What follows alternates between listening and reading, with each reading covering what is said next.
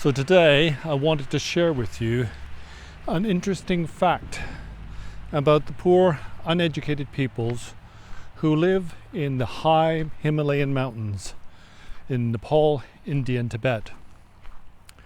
And that is, whenever there's a solar or lunar eclipse, all the villagers run outside and start banging pots and pans and shouting up into the sky.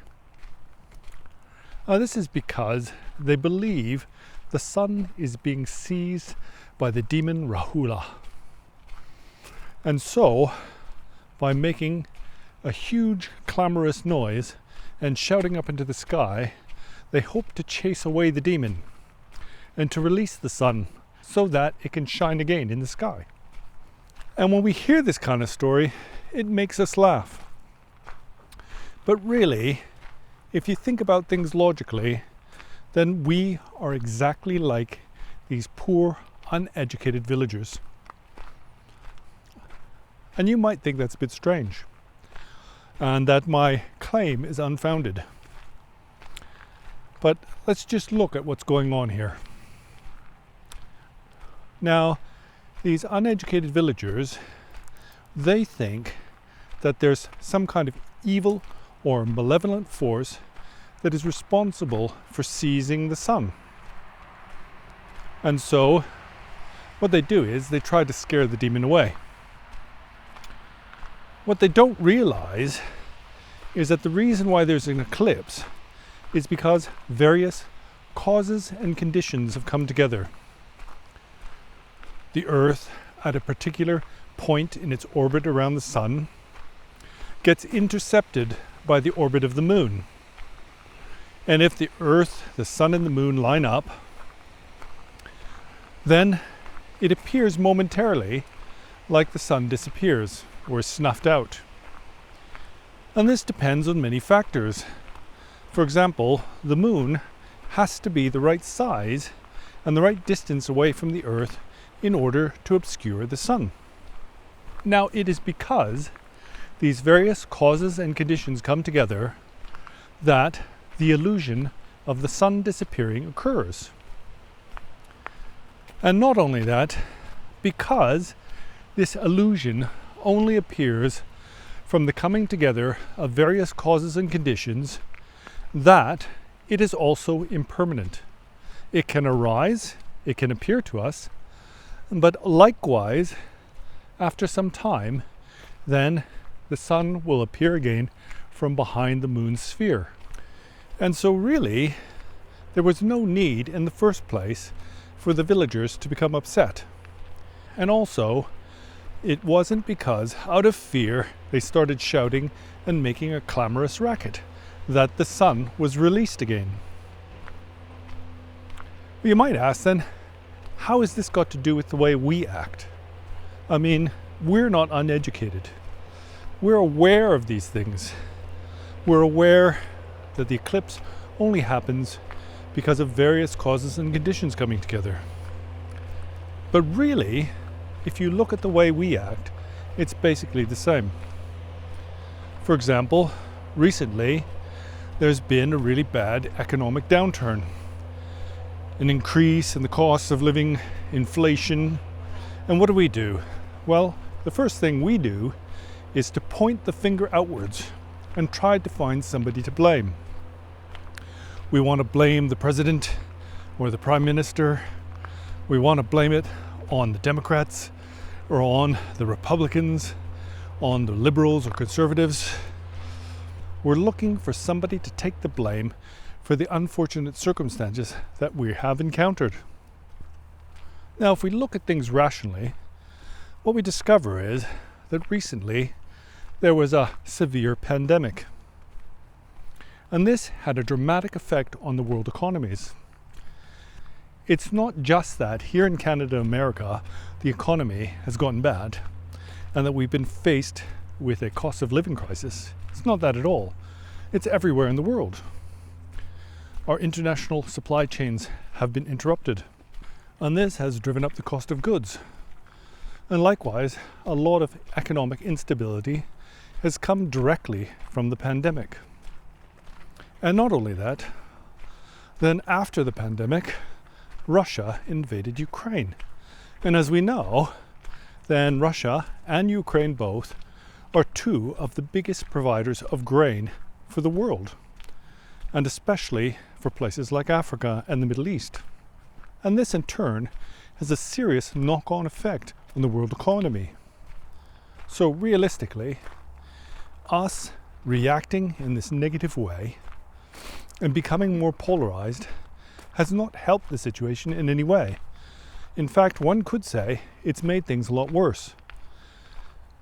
Because by giving rise to anger and resentment and becoming more polarized, we only increase the strife in the world. What we haven't realized is the current situation is the byproduct of various causes and conditions coming together, which result in a negative experience. And it's not only that these results have come about from various causes and conditions, but those causes and conditions themselves are the products of other causes and conditions. And it's something that is often overlooked. We look at the situation in Israel, for example. Well, it's not like this situation just arose suddenly a few months ago. This has been going on for decades. For decades, two factions have been pitted against each other and have blamed each other for the negative results that we experience. And because of that, then things have only gotten worse.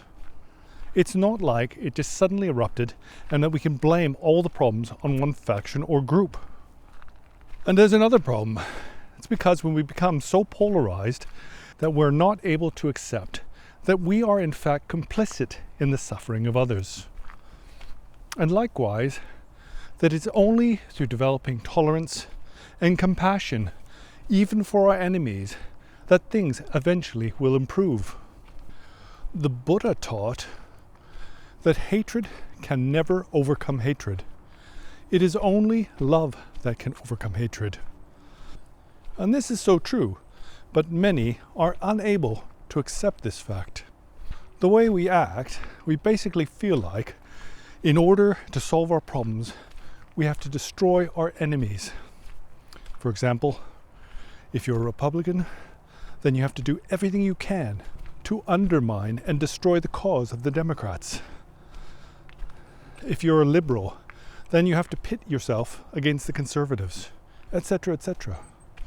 So really, in the end, we become just like these villagers in the high mountains of the Himalayas, who out of fear and anxiety point the finger outwards, shouting at the sky to try to release the sun from the demon Rahula.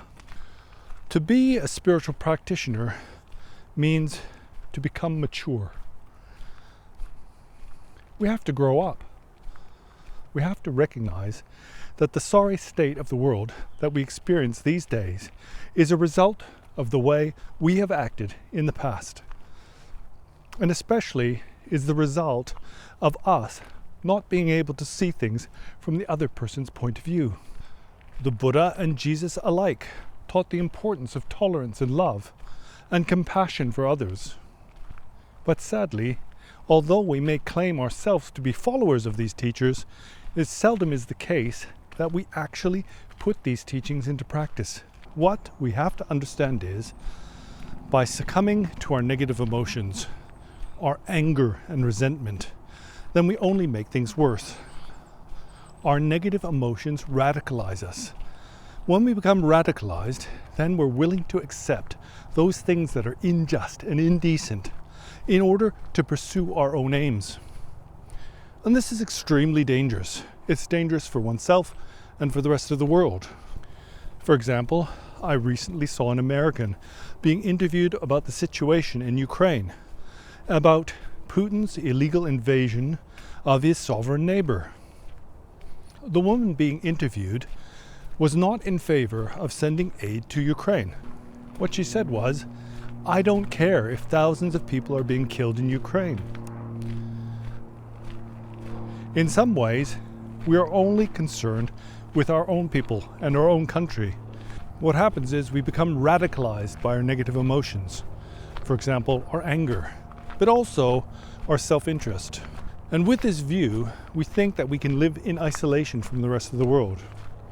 But this is impossible. Everything arises from interdependence. Everything arises from a coming together of causes and conditions. And so we're all interlinked. And that means that the results of our radicalization in the future will come back to bite us through feelings of fear, despair, resentment, and anger. Then our world is becoming increasingly autocratic. We may feel that there are short-term benefits from a world that is more autocratic. Eventually what happens is that we all lose our freedoms. We ourselves become the victims of that autocratic society. So what we need to do is, we need to stop being like uneducated villagers in the high mountaintops, who out of their ignorance point the finger outwards as if some demon was responsible for our negative experiences. The Buddha taught that all well-being in the mundane world arises out of positive acts of karma, and likewise that negative experiences arise out of our non-virtuous acts. And as I said before, then there are three gates of virtue, those of body, speech and mind. And principal among these is the karma of mind. And so what I'm saying is, everything depends on your outlook. And so if you're motivated by self-interest, if you're propelled by your greed and your avarice, then in the end, this will come back to haunt you and will be the principal cause for your suffering in future times. So never lose your love and compassion, and also be tolerant of others. Always try to see things from the other's point of view. And likewise, one has to accept that it's okay to have a difference of opinion. Although there is this modern narrative that success comes only from competition, I don't believe that. As far as I can see, the success of the human race has come from cooperation more than it has from competition. Our strength comes when we work together, and we are weakest when we are pitted against each other. And especially if you are a spiritual practitioner, then never lose sight of your loving compassion. This bodhicitta that embraces all sentient beings equally and wishes to establish them in final and irreversible awakening that is liberation from the mundane world. Well, that's about all I had to say this afternoon, and I want you to bear it in mind. Think about the meaning of what I've said and see if there's some way that you can put it into practice. Apply it to both your mundane and your spiritual life. And until next time, then see you later.